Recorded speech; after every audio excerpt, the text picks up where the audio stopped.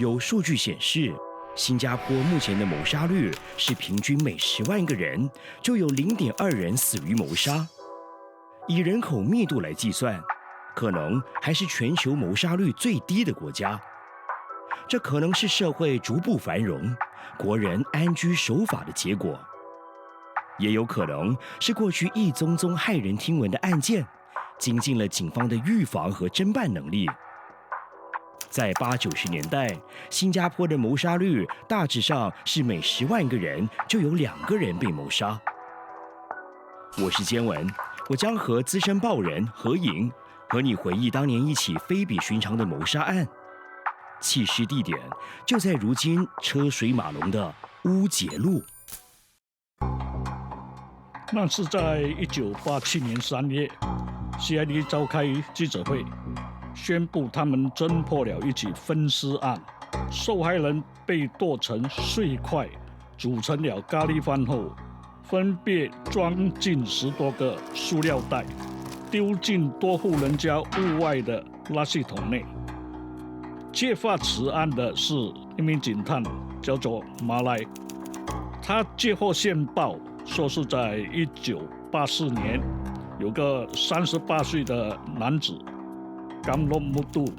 惨遭谋杀分尸，煮成咖喱饭。谋杀、分尸、煮尸、弃尸，这样灭绝人性的干案手法实在令人发指。人肉咖喱饭的案子马上燃起整个新加坡的关注。然而，这起案件是在事发的3年后才开始调查的。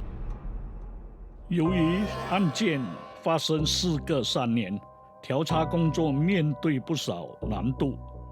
但警探马来并不死心。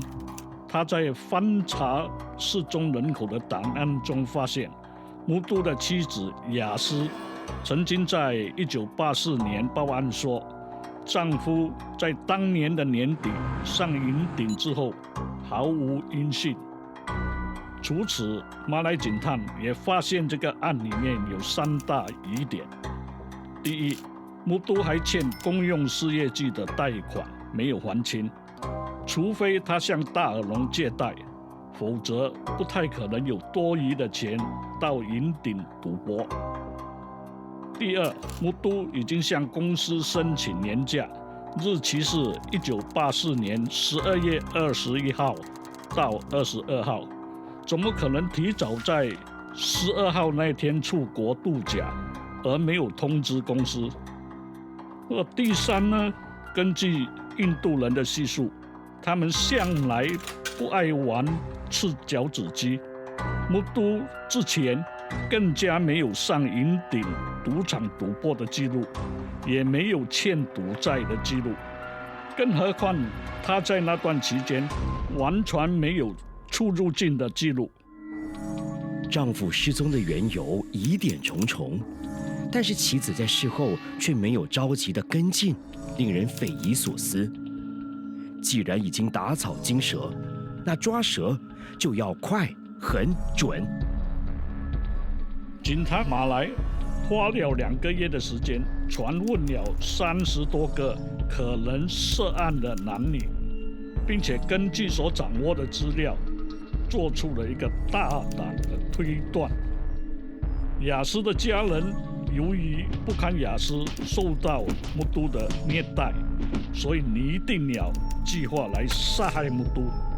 凶器呢，可能是一把剁羊肉的屠刀，而且凶手应该不止1人，因为分尸、剁尸、煮尸以及弃尸不可能单靠1个人完成。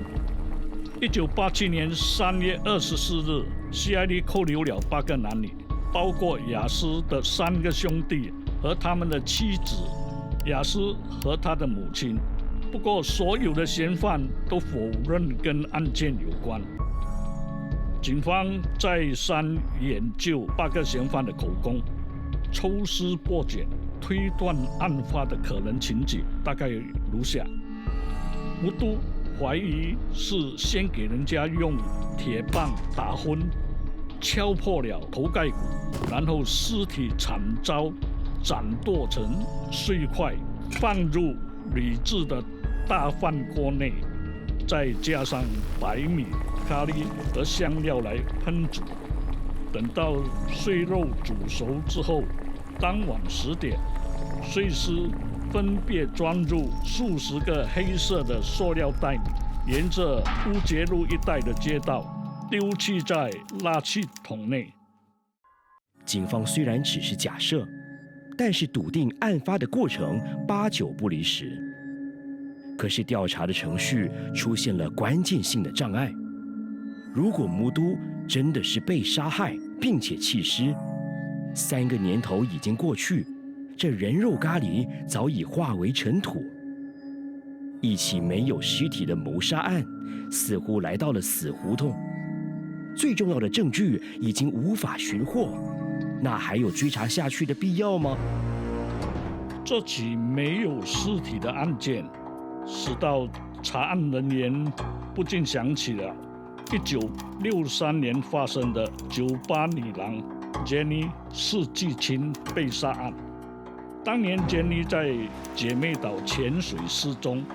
同样是在2年后才被揭发案中有案。警方后来逮捕了 Jenny 的情夫Sunny Ang，怀疑他是为了骗取保险金设计谋害 Jenny。虽然 Jenny 的尸体最终还是尸沉大海，控方却援引环境证据裁定Sunny Ang谋杀罪成，把他送上了绞台。木都的妻子一家好几个人全被控上法庭，面对司法的严格审核。这起令人毛骨悚然的残忍命案，在过堂的时候却是意料之外的短暂。1987年3月27日，木都的妻子雅斯和3个兄长被控谋杀木都，母亲和嫂嫂几个人则被控唆使谋杀。同年6月6日过堂，由于没有尸体、没有凶器，更加没有目击者，整个案件证据不足，6个人当庭释放。不过，他们一踏出法庭大门，又被警方拘留盘问。雅斯和母亲后来盘问后也获得释放，只有3个男嫌犯，这在刑事法临时条款下再次被捕。这3个人被关押了4年之后，一直到1991年6月，警方和检方都无法找到新的证据，只好无条件释放他们。30多年来，警方始终相信失踪的木都已经遭遇不测，可是木都至今还是好像人间蒸发，是生是死，没人知道。红珊妮 Sunny Ang 仍然是新加坡司法历史上唯一一起无需定罪的谋杀案，而人肉咖喱饭的案子没有办法如法炮制，始终都没有办法将任何人定罪。木都究竟是否真的如妻子报案的一样，到了云顶之后便人间蒸发，还是正如警方推测的一般，被无情地分散弃置在乌节路长老会教堂附近的垃圾桶里，曾经被来往的人群漠视。如果你对这类案件充满好奇，请订阅频道，并且期待另一集的《师承奇案》。